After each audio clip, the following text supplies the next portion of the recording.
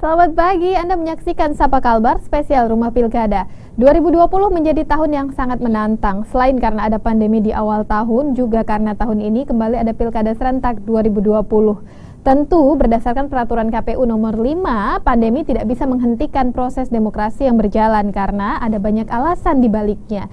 Tapi yang diperlukan adalah adaptasi atau penyesuaian apa saja yang harus dilakukan ketika Pilkada serentak 2020 akan kita gelar.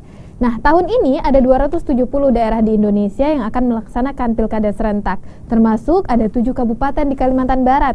Seperti apa kesiapan Komisi Pemilihan Umum di tingkat daerah untuk menyelenggarakan pesta demokrasi ini? Saya sudah bersama dengan narasumber saya, ada 3 orang, 2 orang bersama saya di studio, 1 orang lagi tersambung melalui sambungan konferensi internet. Saya akan sapa dulu Ketua Komisi Pemilihan Umum Provinsi Kalimantan Barat, Pak Ramdan. Selamat pagi. Pagi, Mbak. Ya. Pak Ramdan semangat sekali, senyumnya lebar. Kemarin habis rapat dengan Polda Kalbar, sepertinya banyak penyerahan. Betul sekali, Mbak. Kemarin sampai jam 5 sore kita. Baik. Yang juga akan lebih berat kerjaannya kalau misalnya tadi KPU Provinsi hanya koordinasi, bukan hanya ya Pak, mohon maaf, koordinasi, supervisi, monitoring. Yang tugasnya lebih berat pasti yang menyelenggarakan di lapangan. Saya sapa Ketua Komisi Pemilihan Umum Kabupaten Bengkayang, Pak Musa Jairani. Selamat pagi, Pak Musa. Selamat pagi. Ini sudah mundur 3 bulan dari tahapan yang seharusnya. Iya, lebih menantang rasanya, Pak?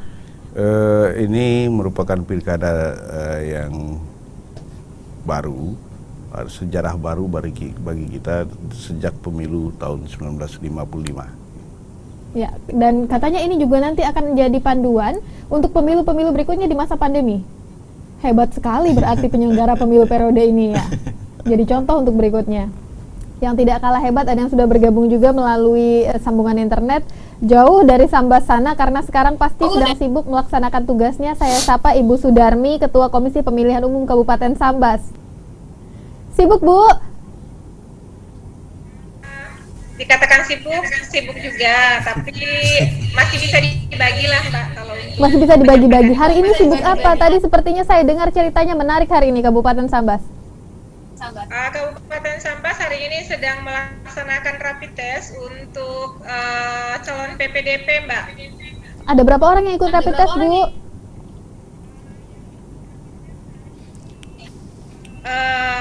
Sekitar 2.000 lebih, Mbak. Ada 2.000 lebih? Luar biasa prosesnya. Nanti kita cerita lagi yang lain ya, Bu. Ini Kabupaten Sambas ekstra sekali.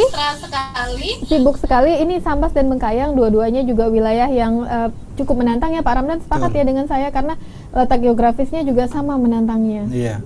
Nah, tapi kalau kita kembali lagi, ini kan menarik. Akhirnya Komisi Pemilihan Umum memutuskan untuk melanjutkan tahapan pemilu, walaupun pandemi belum berakhir.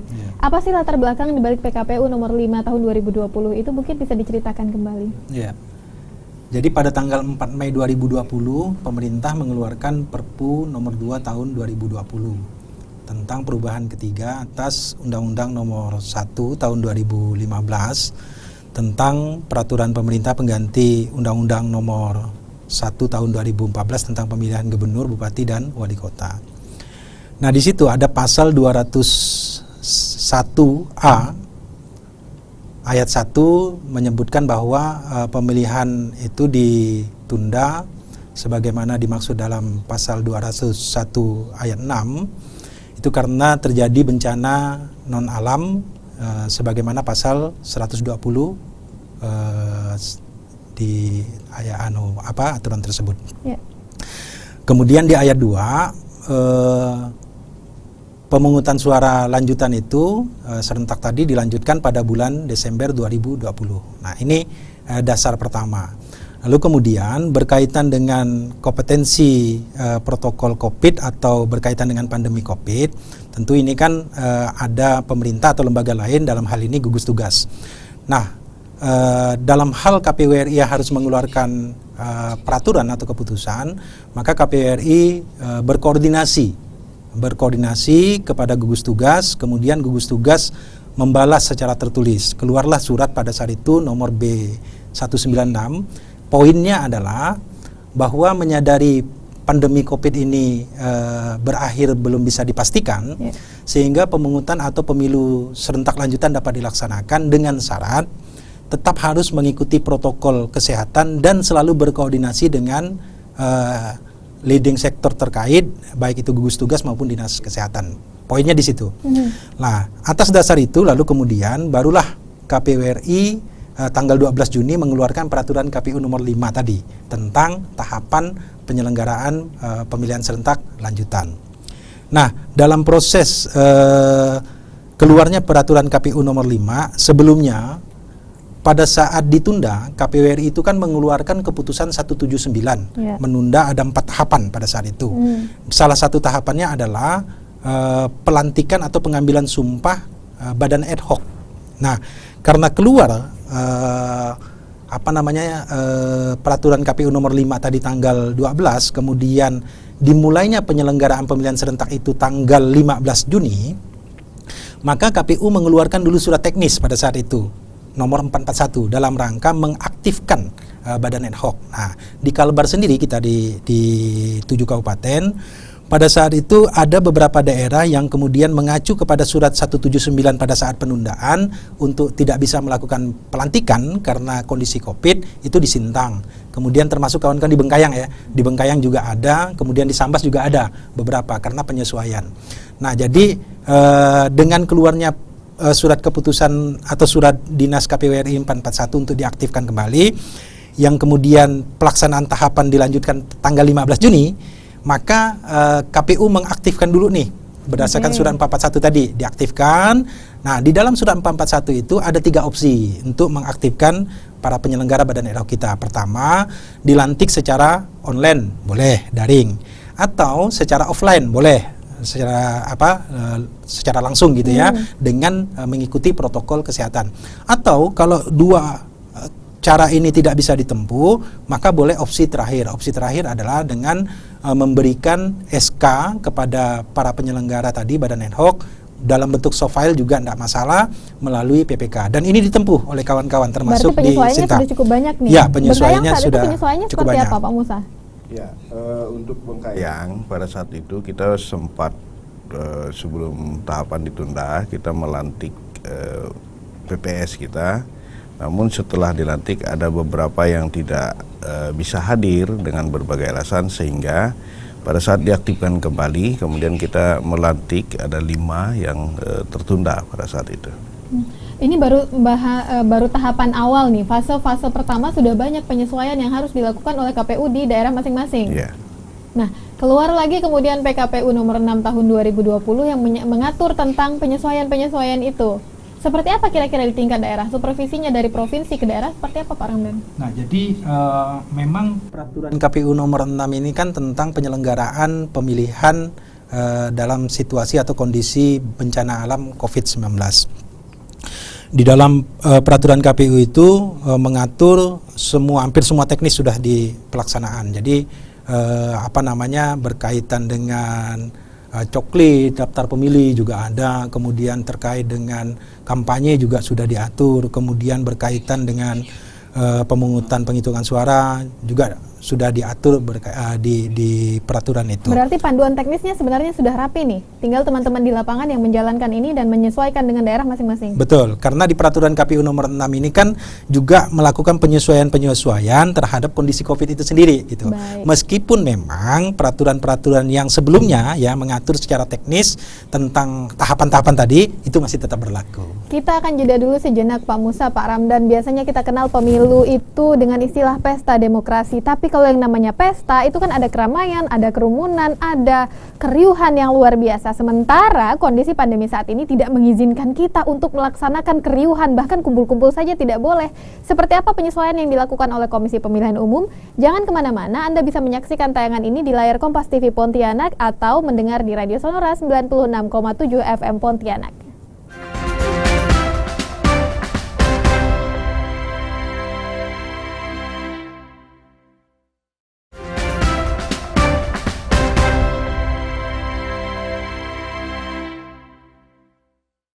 Disiarkan langsung dari studio Kompas TV Pontianak. Anda juga bisa bergabung dalam diskusi kami hari ini dengan meninggalkan pertanyaan ataupun tanggapan Anda di kolom komentar di laman Facebook Kompas TV Pontianak.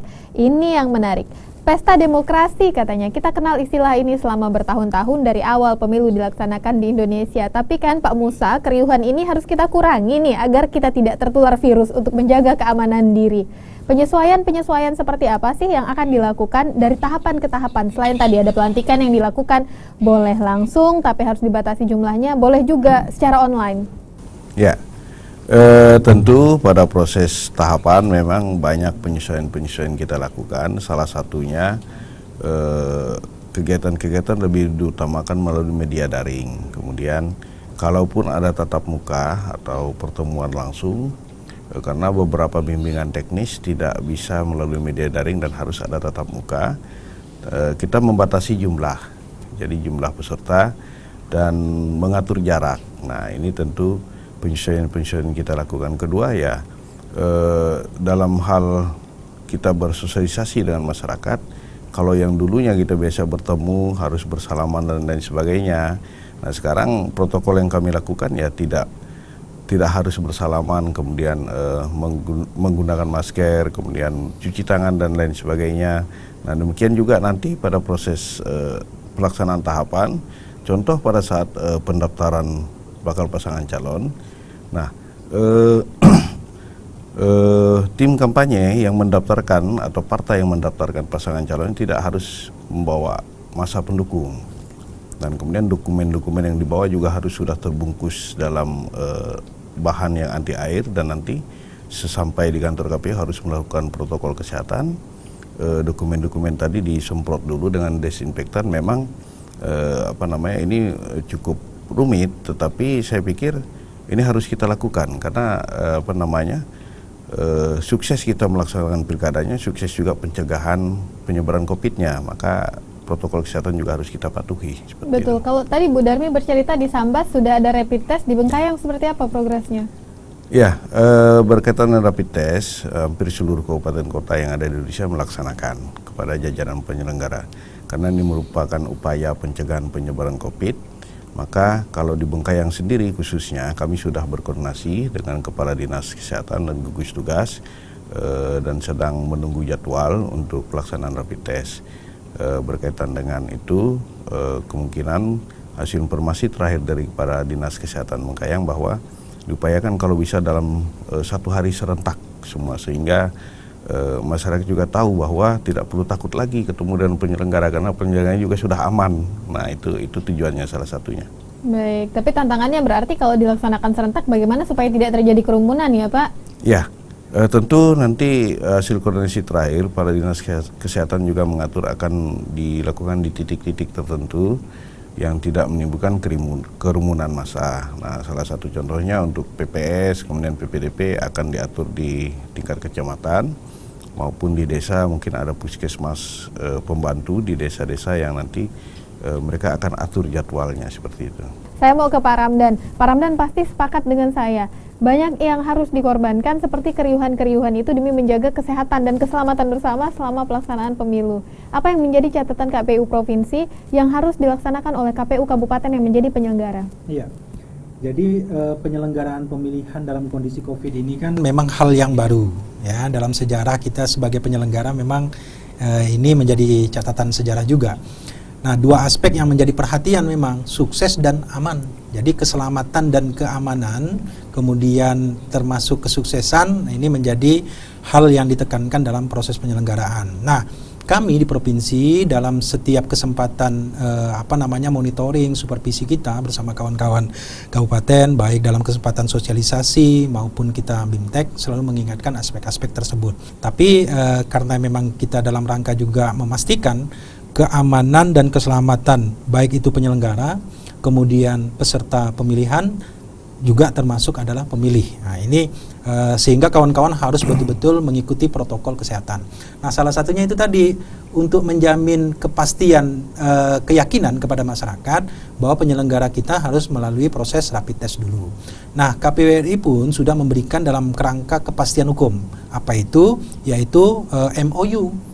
Sudah melakukan MOU di tingkat nasional dan itu harus diikuti di tingkat provinsi yang menyelenggarakan pilgub dan kabupaten kota yang menyelenggarakan pemilihan gitu. Nah, kawan-kawan saya kira sekarang sudah berkoordinasi ya dengan dinas kesehatan masing-masing, dan sekarang sudah berproses. Nah, tadi juga disambaskan sudah berjadwal mereka di tanggal 9 dan 10 untuk dilakukan rapid testnya. Demikian juga di kabupaten-kabupaten yang lain, dan itu prosesnya sudah mulai dari kemarin saat verifikasi bakal pasangan calon perseorangan khusus ada di 3 kabupaten, Sekadau, Kapuas Hulu, kemudian di Ketapang. Nah, para penyelenggaranya, PPK dan PPS-nya juga sudah melalui proses rapid test. Baik, kepastian bahwa penyelenggara pemilu yang terlibat dalam hari pencoblosan nanti bebas dari virus, ini kan pasti juga akan menjadi jaminan bagi calon pemilih untuk datang ke TPS, gitu. Nah, sementara itu, sepertinya target yang dipatok Mendagri lumayan nih, 82%. Angka partisipasi pemilih yang ikut dalam Pilkada serentak 2020, bagaimana? Pak Ramdan, Pak Musa menanggapi ini seperti apa? Iya, memang awalnya juga kita di KPU RI menargetkan di atas angka 77% ya, sebelum diturunkan di angka 77,5% itu sendiri gitu. Nah, jadi karena ini kan melakukan penyesuaian dengan kondisi COVID. Meskipun kita tadi sudah melakukan SOP atau diperketat melalui aturan-aturan mekanisme untuk menjamin keyakinan terhadap masyarakat bahwa penyelenggara kita sudah melalui proses protokol kesehatan tadi. Tapi kan ini perlu kerjasama berbagai pihak untuk ikut sama-sama meyakinkan juga bahwa memang memilih itu insya Allah aman, gitu kan. Memilih itu tetap bisa menjalankan hak pilihnya. Kemudian dari protokol kesehatan atau kondisi COVID itu tidak terjangkit, misalnya gitu kan, atau tidak ada mewabah gitu.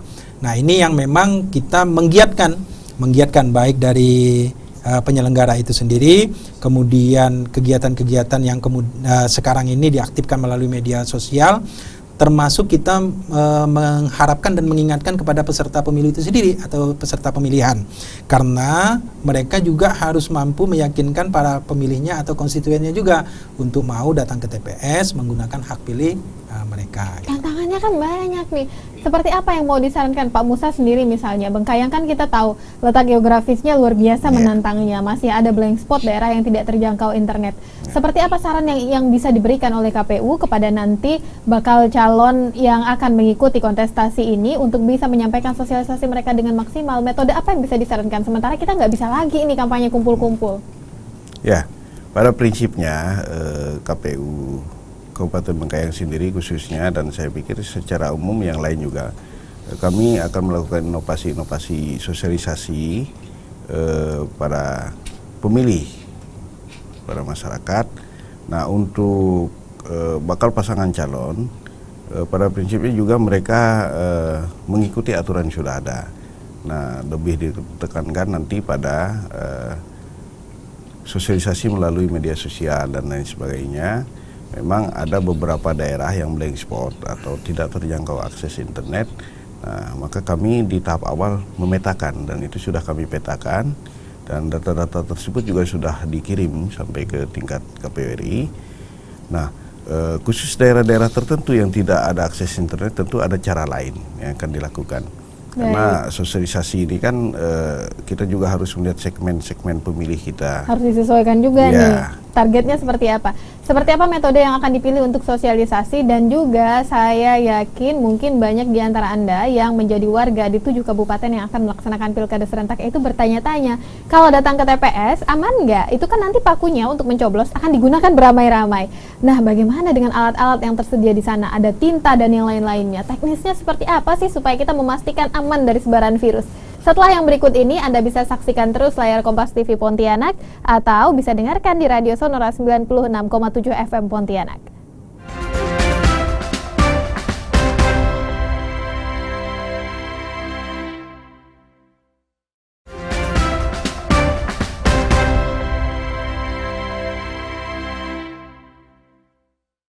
Terima kasih Anda masih bersama kami, saudara. Kami masih membahas soal persiapan Pilkada serentak 2020, di mana pilkada ini menjadi pilkada yang berbeda, pilkada yang menantang karena ini menjadi pilkada pertama di dalam sejarah yang dilaksanakan selama pandemi.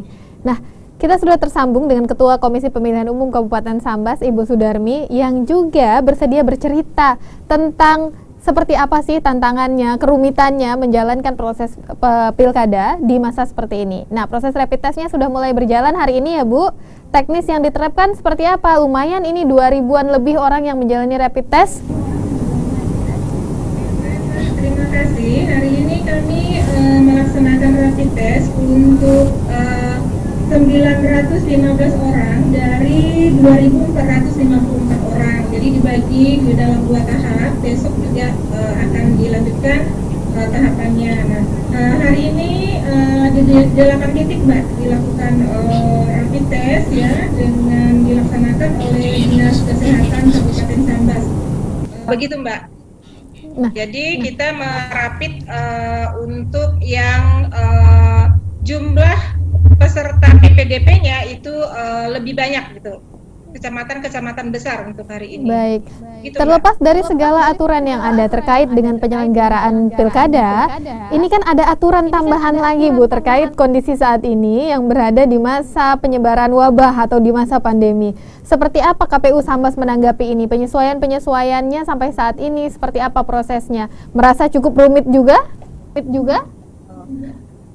Sebenarnya Mbak ya, kalau penyesuaian terkait dengan pelaksanaan tahapan pada situasi pandemi COVID-19 ini kan semuanya sudah tertuang di dalam aturan. Maka dari itu kami cukup mempedomani aturan-aturan yang diturunkan oleh KPU RI, berikut juga arahan-arahan yang sudah disampaikan oleh Komisioner KPU Provinsi. Jadi sepanjang itu tertuang di dalam aturan terkait dengan standarisasi pelaksanaan tahapan dengan menggunakan protokol COVID, kami rasa tidak ada persoalan, Mbak. Baik, lancar-lancar saja sejauh ini. Sambas menarik juga, ini wilayah perbatasan, masih ada yang blank spot Bu, di sana tidak terjangkau internet. Prosesnya seperti apa koordinasi yang dilakukan dengan penyelenggara di tingkat kecamatan? Ya, kemarin kami melakukan via Zoom meeting juga untuk kegiatan rapat koordinasi bersama dengan penyelenggara ad hoc di tingkat kecamatan, juga alhamdulillah tidak mengalami kendala. Artinya mereka bisa kalau berada di pelosok itu bisa katakanlah naik ke ibu kota kecamatan mereka. Dan untuk hal ini, Selama komisionernya masih bisa manjat atau petugas penyelenggaranya masih bisa manjat, masih aman ya Bu Sudarmi ya? Mereka mudik lah gitu. Kami juga berkoordinasi dengan Kominfo Mbak untuk jaringan internet ini. Baik, jadi sudah bisa lebih mulus jalannya koordinasi ya. Nggak mesti manjat-manjat juga ya Pak ya. Nah Pak Musa, seperti apa? Tadi di Kabupaten Bengkayang sudah dipetakan ada desa-desa yang blank spot, bisa mungkin diceritakan berapa banyak ya kira-kira? Untuk desa-desa blank spot, sementara data terakhir kurang lebih 48. 48. Namun sekarang kan ada program pemerintah dalam rangka program internet desa. Nah ini sudah cukup membantu. Maka tadi saya sampaikan ketika kita Zoom meeting, ada PPK kita di kecamatan yang tidak ada akses internetnya, nah dia bisa ke desa tersebut. Nah itu salah satunya. Hanya memang tidak bisa mendadak, pada saat itu juga kita menyampaikan langsung kita mulai. Harus ada jeda waktu mungkin 1 jam sebelumnya. Nah itu yang kita lakukan, karena kita juga menginformasikan dan mengarahkan mereka selalu standby dengan HP, sehingga ketika ada perkembangan terbaru bisa kita sampaikan. Nah, salah satu masa yang paling terasa pemilunya itu kan kampanye ya Pak. Ya. Nah, di masa kampanye nanti apa yang bisa dipahami oleh pasangan calon, metode seperti apa yang bisa digunakan selain tadi, karena kampanye di keramaian sudah jelas tidak mungkin lagi dilakukan. Ya. Untuk kampanye sendiri sesuai dengan aturan yang berlaku, bahwa masih tetap bisa dilakukan pertemuan terbatas, kemudian dialog tatap muka, kemudian iklan kampanye. Nah, kurang lebih masih seperti yang lalu, hanya memang untuk pertemuan terbatas, dialog tatap muka, nah itu membatasi jumlah peserta dan harus memperhatikan protokol kesehatan. Nah tentu memang mereka akan lebih pada kampanye lewat media sosial, lewat via online. Nah memang ini sesuatu yang baru, dan saya pikir kalau pada saat ini memang masyarakat lebih kepada pada masa pandemi COVID khususnya, masyarakat lebih pada online.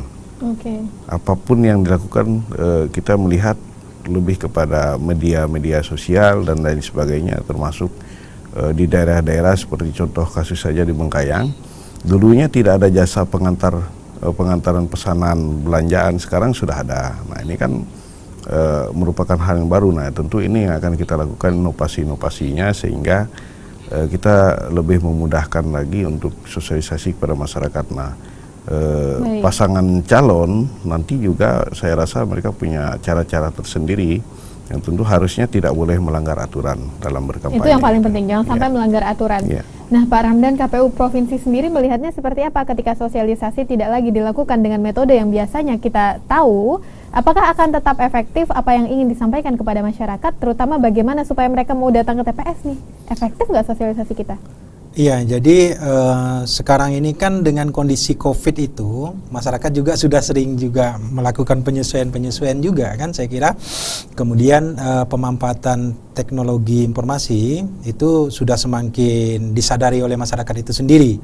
Nah jadi di aturan sendiri mengatur berkaitan dengan pelaksanaan sosialisasi itu menggunakan media sosial.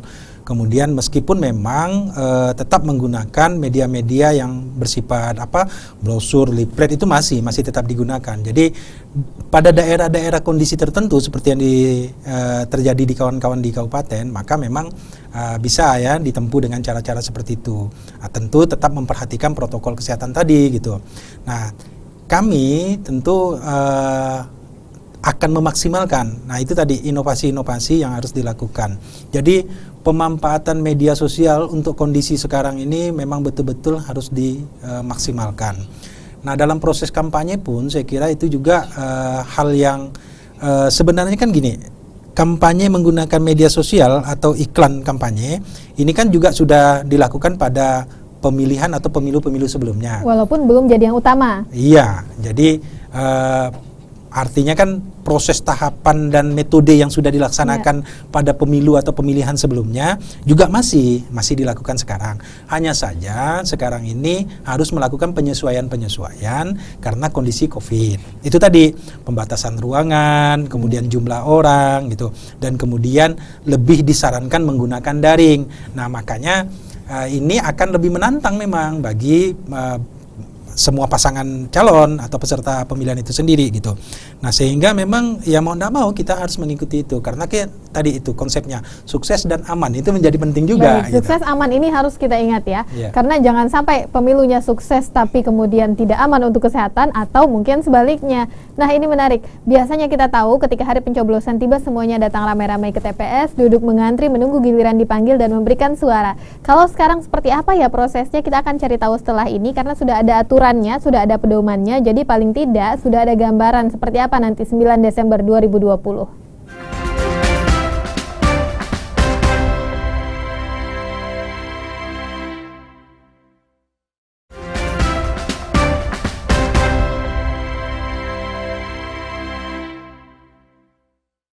Anda masih menyaksikan Sapa Kalimantan Barat, Rumah Pilkada. Kita ingin melihat seperti apa kesiapan Komisi Pemilihan Umum di Kalimantan Barat untuk menyongsong atau melaksanakan Pilkada Serentak 2020 menjadi berbeda karena ini di masa virus sedang mengintai bertebaran di mana-mana. Tentu perlu ada penyesuaian. Nah, bagi Anda yang ingin menyampaikan pertanyaan ataupun tanggapan Anda bisa bergabung melalui laman Facebook Kompas TV Pontianak. Anda bisa tinggalkan pertanyaan Anda di kolom komentar, nanti akan langsung dijawab oleh Bapak-bapak atau Ibu narasumber saya yang ada di sini. Nah, ini juga ada satu pertanyaan yang sudah masuk di kolom komentar di laman Facebook dari Jamilah Ayu. Pertanyaannya adalah seperti apa nanti ya Pak? Apakah nanti pakai paku sendiri atau bawa pulpen sendiri? Ini sebenarnya selaras juga dengan pertanyaan atau pembahasan di segmen ini. Kita akan coba lihat satu persatu. Seperti apa nanti ketika datang ke TPS? Di Kabupaten Bengkayang seperti apa Pak? Ada berapa TPS di sana? Ada berapa DPT? Penyesuaiannya seperti apa yang kita lakukan? Ya, hasil pemetaan terakhir kami 720 TPS. Karena ini berkembang jumlah TPS berkaitan dengan jumlah pemilih yang kita kurangi dalam satu TPS. Kalau awalnya dalam Undang-Undang 10 2016 itu satu TPS itu 800 pemilih maksimal. Nah, sekarang menjadi 500 pemilih sehingga tentu ada penambahan TPS. Nah, penambahan TPS sendiri berdampak pada penambahan biaya. Nah, tentu ini harus dilakukan karena memperhatikan protokol kesehatan. Nah, sementara nanti pada saat pelaksanaan hari pemungutan suara, kalau memperhatikan di peraturan KPU yang sudah diatur bahwa tentu di dalam ukuran TPS sendiri berbeda dengan sebelumnya. Kemudian juga jumlah pemilih yang antri di dalam tempat TPS juga tentu dibatasi jumlahnya, maksimal 12 orang. Kemudian sebelum masuk ada protokol-protokol kesehatan yang dilakukan, dan pada saat melakukan pencoblosan pemilih menggunakan sarung tangan yang sudah disiapkan oleh penyelenggara kita di tingkat bawah. Kemudian juga ada cek suhu. Nah, ketika cek suhu di atas 38 derajat, tentu si pemilih nanti diarahkan, kita siapkan tempat khusus untuk si pemilih melaksanakan pencoblosan. Jadi pemilih tidak harus membawa paku dari rumah maupun pulpen. Jadi bukan bekal sendiri pakunya masing-masing, kita siapkan. Ya? Baik, itu dan sudah jelas. Untuk menjaga protokol kesehatan secara berkala kita akan melakukan penyemprotan disinfektan terhadap peralatan tersebut. Nah, itu. Baik, Bu Sudarmi di Sambas. Ini menarik karena Sambas menjadi kabupaten dengan jumlah pemilih paling banyak kan, Bu, dengan jumlah TPS-nya juga luar biasa banyaknya. Seperti apa penyesuaiannya? Terima kasih, Mbak. Kalau untuk Sambas, pemilih itu sendiri berjumlah 453.323 pemilih yang sudah disusun kemarin, Mbak, yang nanti akan siap untuk didata oleh PPDP di rumah masing-masing penduduk. Kemudian kita ada data disabilitas sebesar 980 orang, kemudian yang siap tergabung untuk dicoklit di dalam 183.956 kakak. Nah, ini memang tentu jumlah yang besar, Mbak. Nah, kemarin sebelum penyesuaian jumlah pemilih di TPS kita berjumlah 1.193. Karena situasi COVID pandemi 19 ini maksimal pemilih itu hanya 500, maka TPS kami sekarang menjadi 1.296 TPS, Mbak. Nah, jadi tentu untuk penyesuaian kita tetap berpatokan kepada standarisasi protokol COVID yang sudah ditetapkan, seperti yang disampaikan oleh Ketua KPU Bengkayang tadi. Nah, sekarang, Mbak, juga kita tidak lagi setelah mencoblos itu harus memasukkan tangan ke dalam tinta. Nah, sekarang tintanya juga sudah berubah dengan cara disemprot. Nah, hal ini memang sudah distandarisasi dan saya pikir di seluruh Indonesia juga pasti akan sama. Untuk pemilihnya dipastikan dulu mereka datang ke TPS dengan suhu itu dipastikan juga sehat. Termasuk juga penyelenggaranya harus menggunakan alat kelengkapan terkait dengan standarisasi COVID itu sendiri. Begitu, Mbak. Nah, berarti kan sudah tidak ada celup-celup di satu tinta nih. Sudah aman lah kita nggak nyelup-nyelup di satu tempat yang sama lagi dengan ratusan orang lainnya kalau di satu TPS ya, Pak. Seperti apa kemudian? Katanya ada metode lain selain disemprot, ditetes? Iya. Jadi kan di peraturan KPU nomor 6 itu di pasal 69 sudah dibunyikan sekarang ya,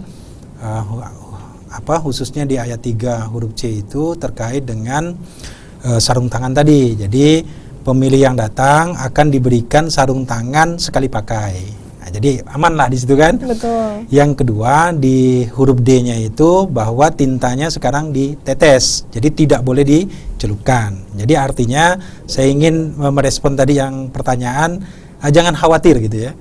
Jangan khawatir. Artinya aspek protokol yang diatur berdasarkan PKPU 6 khususnya terkait dengan proses pemungutan suara di pasal 69 tadi yang saya sampaikan itu sudah diatur mekanismenya gitu.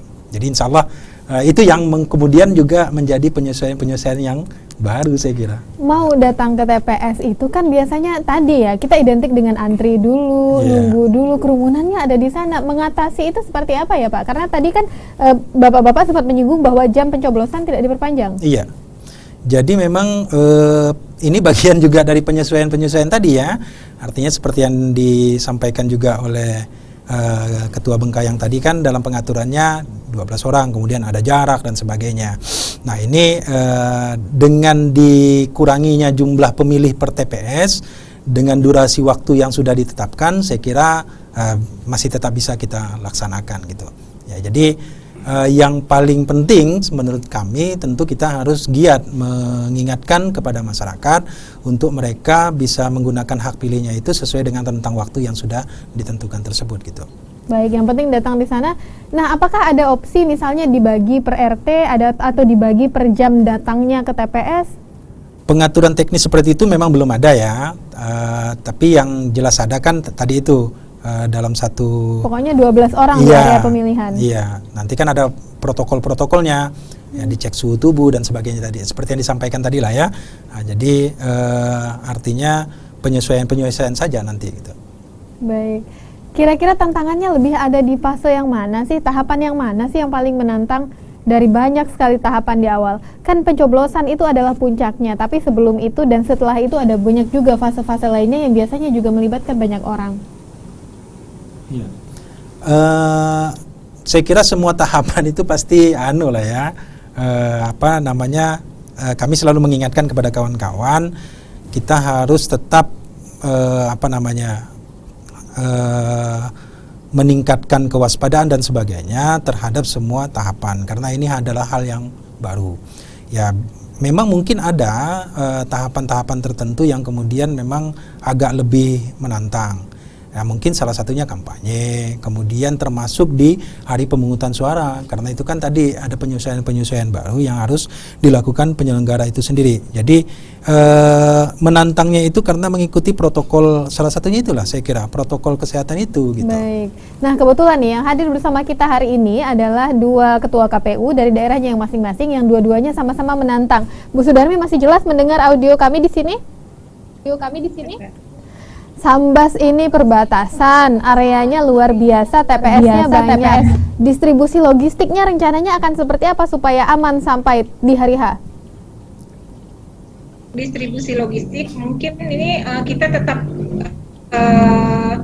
bekerja sama ya Mbak ya dengan pihak kepolisian ya, dan saya pikir tidak juga ada perbedaan yang signifikan dengan distribusi yang dilakukan pada pemilihan sebelumnya. Cuman memang bagaimana saat kita mendistribusikan logistik itu juga petugas yang mendistribusikan tetap melaksanakan protokol COVID-19. Saya menanggapi menarik tadi dari yang Mbak sampaikan ya Mbak ya, tahap saja yang kira-kira menantang. Saya pikir semua tahapan seperti yang disampaikan ketua tadi menantang. Terlebih memang ini momen yang baik ya saat coklit ini Mbak, sesuai arahan KPU RI, kami untuk mensosialisasikan kepada masyarakat yang notabene langsung pemilih ya, melalui petugas PPDP. Jadi bagaimana petugas PPDP juga nanti bisa mengedukasi masyarakat untuk meyakinkan bahwa pemilihan di situasi pandemi COVID-19 ini bukan sesuatu yang harus dikhawatirkan seperti yang disampaikan oleh Ketua KPU Provinsi tadi. Jadi itu salah satu strategi barangkali Mbak. Nah, untuk strategi juga terkait dengan distribusi logistik seperti yang Mbak tanyakan tadi, ya tetap digandeng dengan aturan protokol COVID-19. Nah, untuk alat kelengkapannya itu sendiri ya yang bertambah, tetapi prosedur penyalurannya saya pikir lebih kurang sama lah dengan penyaluran atau distribusi pada pemilu 2019. Baik, Bu Sudarmi, kita jeda dulu sejenak. Pak Ramdan, Pak Musa, kita akan jeda iklan dulu sejenak. Kami masih akan kembali setelah ini. Masih ada segmen berikutnya di mana para narasumber saya masih bisa menjawab pertanyaan Anda jika ada yang ingin Anda sampaikan melalui laman Facebook Kompas TV Pontianak. Kita jeda sejenak, tetap di Sapa Kalbar.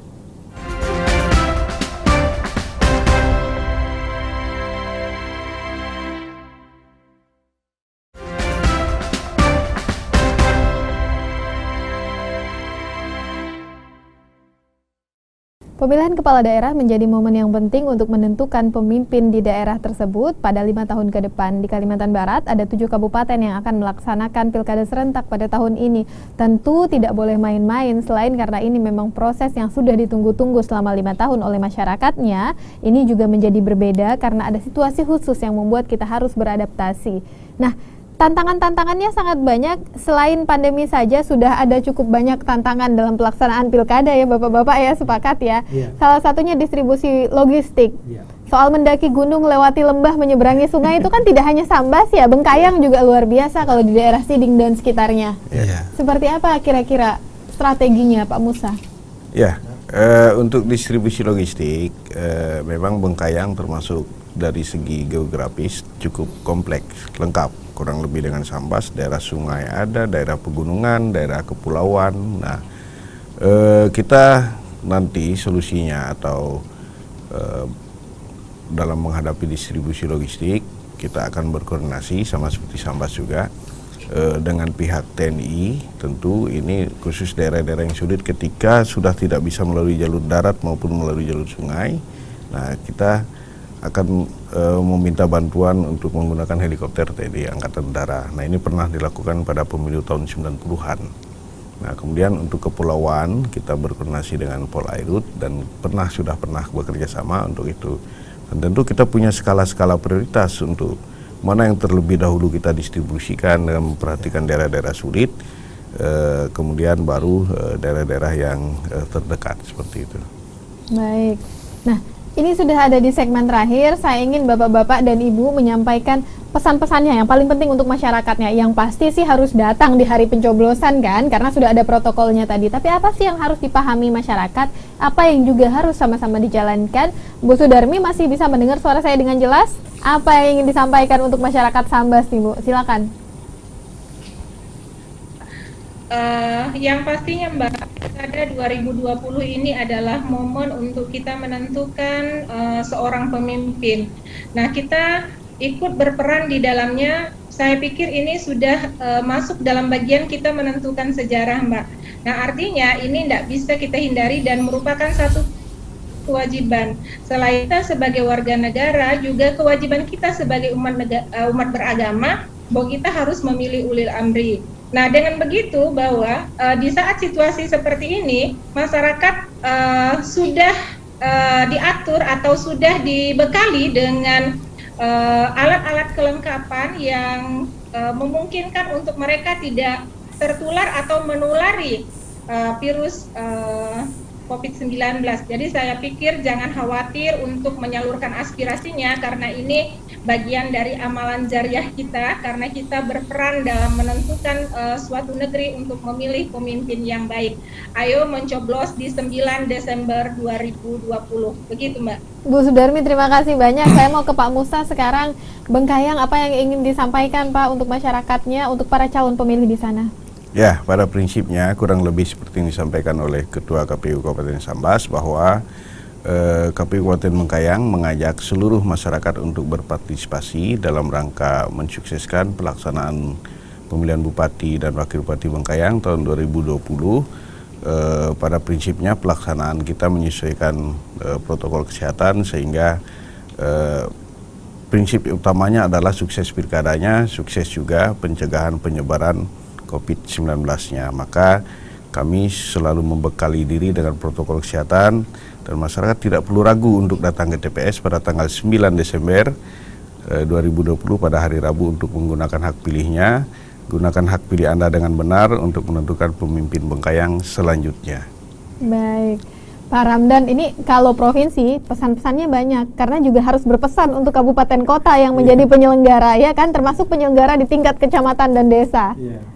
Untuk penyelenggara dulu, apa yang mau disampaikan, apa yang harus diingat betul-betul? Ya, menjadi penyelenggara dalam situasi kondisi COVID, khusus pemilihan di tahun 2020 ini adalah suatu pekerjaan yang sangat luar biasa, ya kan?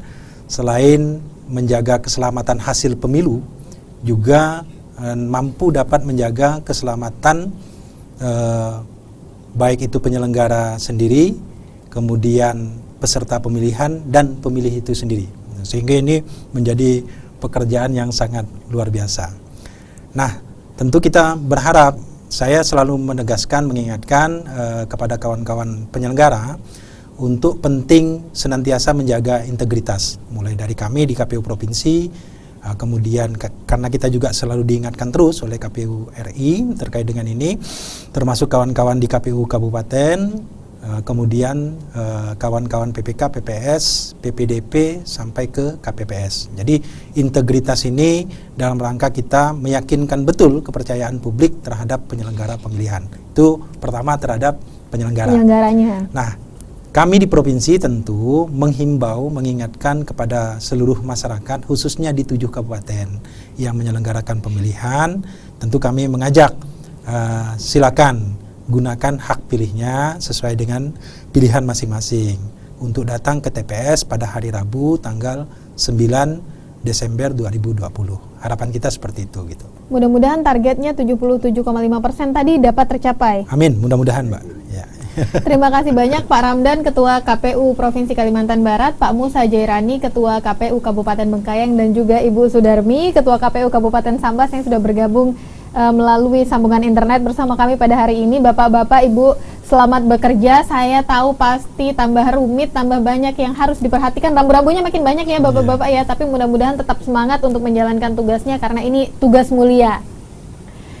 Komisi Pemilihan Umum sudah menetapkan tidak mungkin lagi ditunda pilkada serentak karena pandeminya juga sudah tidak jelas kapan akan berakhirnya, masih terus bergulir sampai saat ini. Tapi untuk menjaga keselamatan pemilih dan juga penyelenggara pemilu sudah diatur rambu-rambunya melalui PKPU nomor 6 tahun 2020. Sudah ada aturan tentang bagaimana datang ke TPS, bagaimana teknis penyelenggaraannya supaya masyarakat tidak perlu khawatir tertular virus ketika mereka memberikan suara. Begitu juga dengan proses-proses lain termasuk ketika kampanye, debat publik dan juga proses lainnya. Jadi sekarang sebagai masyarakat kita juga bisa nih sama-sama berpartisipasi dengan mengawal proses Pilkada Serentak 2020. Ini adalah akhir dari perbincangan kami pada hari ini. Terima kasih atas perhatian Anda yang sudah menyaksikan acara ini selama 1 jam terakhir. Program ini bisa Anda saksikan di layar Kompas TV Pontianak dan juga bisa Anda dengarkan di Radio Sonora 96,7 FM Pontianak. Saya Dia Citra Rahmatika, atas nama teman-teman yang bertugas pamit undur diri. Selamat pagi, sampai jumpa.